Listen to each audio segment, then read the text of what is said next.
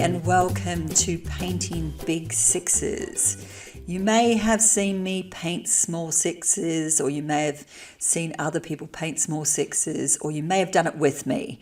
I've decided to give myself the challenge of painting sixes up really big. And so when you're painting really big, everything changes. The size of the paper, the size of the tape, and the size of the tools that you use.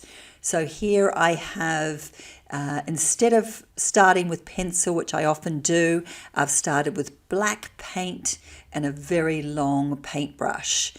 And I posed a question to myself, what is it all for? This is a good place for me to start. I like starting with a question rather than having an outcome in mind. I don't have any kind of outcome. In fact, I'm kind of between projects at the moment. So this is just a bit of play and experimentation for me. It gives me time to practice and to see what I might want to create.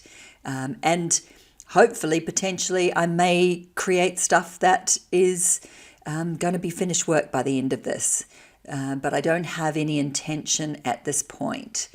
I'm wanting to bring in some different tools, some different marks. So you see I've brought in some spray paint on top of the writing that I did underneath.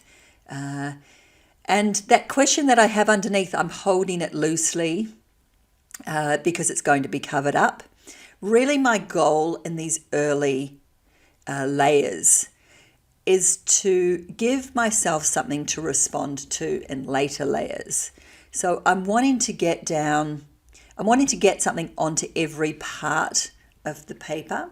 This is paper that I'm painting on. It's probably a 300 gram watercolor. I love the way that paper takes paint. It's one of my favorite surfaces. Probably actually, other than raw canvas, it is my favorite surface. Just responds to paint in a different way that I love. And you may notice that I paint with a lot of water in my pots. And so there is quite a bit of water that goes onto these works. And I have to manage that by either drying between layers or using sponges to mop up some of the extra moisture. I'm wanting to get a lot of different things going on these layers. So I'm bringing in bright colors, I'm bringing in lots of neutrals.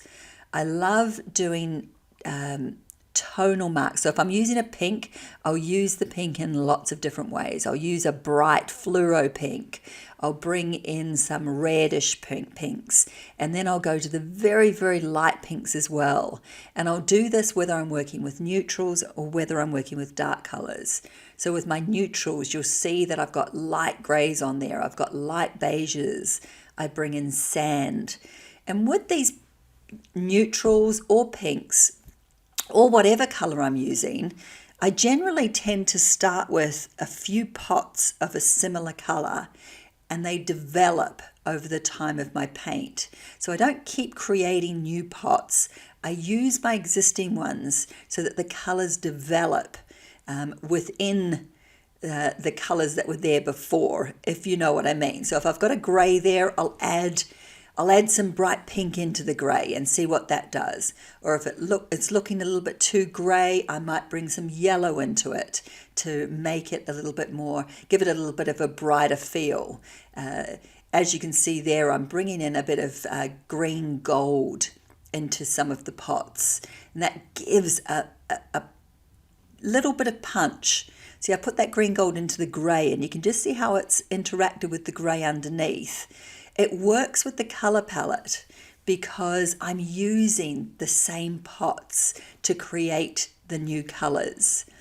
On these early layers, I'm wanting to also bring in contrast. So bringing in these heavy black marks. It's not actually black. It's got a bit of the other colors in there, but it gives me some darker, grungier moves that will help in composition in later layers. On these early layers, I don't bring in my critical brain too much. I move quite quickly around the whole of the 6 squares. I'm trying to bring something different across the whole composition. I'm equally working as a full big piece, one single piece, as I am thinking about 6 individual pieces. So if I do something, you might see me move all the way around the 6s to put a bit of that color or that mark across all of them. So intuitively, I have a big composition that's happening and also 6 smaller compositions. But because they are early layers, my thinking brain isn't really coming into the composition at this point. I'm wanting to get lots down that I can respond to in later layers. I'm looking for something to get excited about. And so until I find something that I'm excited about, I just move quickly. I move quickly through different light colors, through bright colors, through different tools. And it may happen in early layers, but generally speaking, in these earlier layers, I'm just wanting to get some history. I'm wanting to get stuff that I can respond to in later layers. And I know I need to get a lot down to make the whole painting more interesting for me on the next paint and the next paint and the next paint. Because I imagine I'll go through maybe 5 to 6 layers, maybe 5 to 6 different paints on this one piece. And then at some point, I'm imagining that I'll take the tape off and look at them individually. At this point, no, I'm really in the early stages.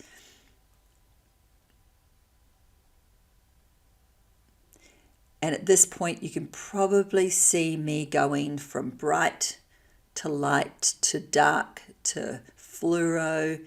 I'm trying to mix it up. And until I start doing the same thing, then I probably will keep going. In fact, in these early stages, I get a bit impatient with the drying process. So you might see a bit of mud happening. I don't mind a bit of mud. I get impatient for it to dry, so I keep going on the top. I like the light yellow. I often don't use a lot of yellow in my later layers, but I bring in that light yellow into early layers because I like the popping through of it. I like it when I see it in my finished work, but I very rarely bring it into later layers, something that I've noticed. And you can see that red color that I went to, it felt a bit off. So I'm turning it into a slightly more of a pink color.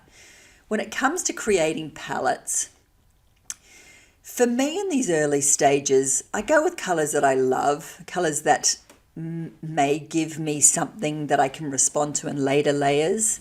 I like a bit of grunge in the black. I like bringing in the spray paints that gives me a different mark and a different feeling to the whole painting. For instance, that fluoro orange paint that I've just picked up now, it really, really pops through. Even if I do it on these early layers, you can usually see it popping through on my final layers. And I love that. I love that brightness that only a fluoro can give. And the fluoro spray paint does it in a way that my acrylic paints or the paint out of the tubes can't do. I've started bringing more of the spray paint into my work lately. That fluoro orange is gorgeous. I haven't been able to find, I don't think Liquitex do a fluoro pink, which is such a shame. And there's a lilac color.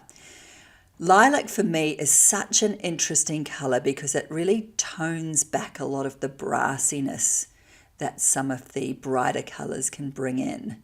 So while it may not be obvious in a lot of my work, I often have a base of lilac in a lot of my colours, particularly the neutrals. So if you've ever seen a mixing colour video with me, you'll see that I use a lilac colour in a lot of my neutrals.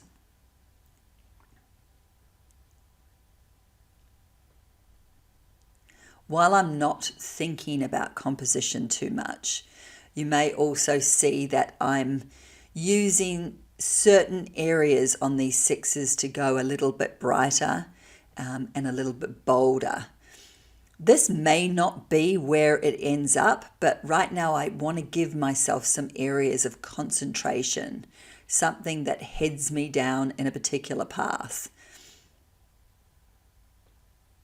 something that lights me up, so that by the time I've finished this paint and I have a break, I know that I've got enough there that will give me some excitement to want to come back to this painting. And there I am drying off a lot of the extra fluid that's on the paper, just so I can keep going. I'm not done with this yet. I'm not in a place that feels exciting to me yet, so I want to keep going. And when you do blot out that excess water, the colours do tend to blend a bit together. So here I am putting a fluoro over the top to pop it a bit more. But you'll see, even though I've used that and not a hairdryer, the colours are blending a bit more together, which is frustrating. It's frustrating because I want to do more, but it's blending a bit too much. That's why I do often in these early layers pull in very bright colours so I can get some excitement happening quickly. And you'll notice that the brushes that I'm using are quite big. That's because I'm working bigger now, so everything upsizes when you upsize your canvas size.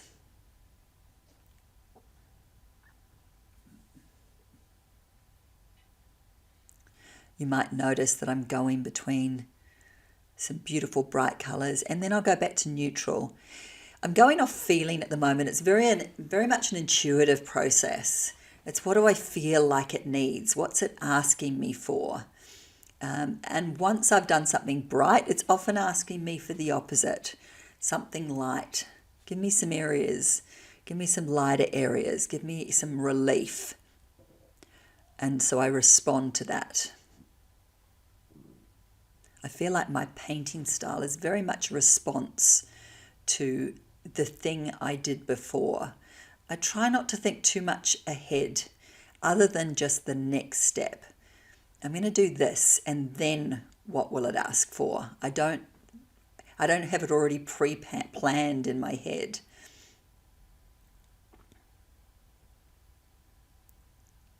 I do love the way that the neutrals are all working together. So I've done the white, and now I'm bringing on that yellowy sandy colour. And for me, that works really beautifully with those greys that are happening underneath where the white and the black have blended together. And then even pulling in a bit of the pink and the reddy tones that are under that, because they're not quite dry. They do come through, and I don't mind that. I quite like that. It gives a cohesiveness to even the early layers. And I love that I've covered up all the tape, because now I've not been able to see where all the sixes begin and end. So it starts feeling a bit like a one piece rather than 6 small pieces. That's a good thing. If you want to, then gesso over the blue so that you don't even see it in the early layers. I do that on my smaller pieces. I think I was just too eager to get into this larger paint, so I didn't have time to gesso. It's good paper, the paper that I'm working on, so I shouldn't have too much problem with the tape coming off. But if you're worried, then gesso on the paper before you begin. I'm throwing in some more little details.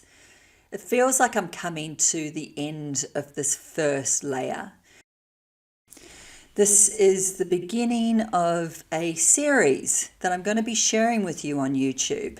So I hope you'll come back and follow along with me to see where these end up. I have no idea at this stage, but I know I've given myself enough in these early layers to be excited about coming back into the studio and putting more layers down, to seeing where else they can go. I've got enough here that I'm happy with, but I really do need them to dry completely so that the layers are not all blending into one now. I don't want them to get too much muddier than where they are now, so I'll give it a little bit of a break, give myself a little bit of a break so that I can come back into the studio with fresh eyes and probably fresh pots of paint and fresh tools so that I can begin again with the next layer. So if you have any questions, just write them below and I'll answer.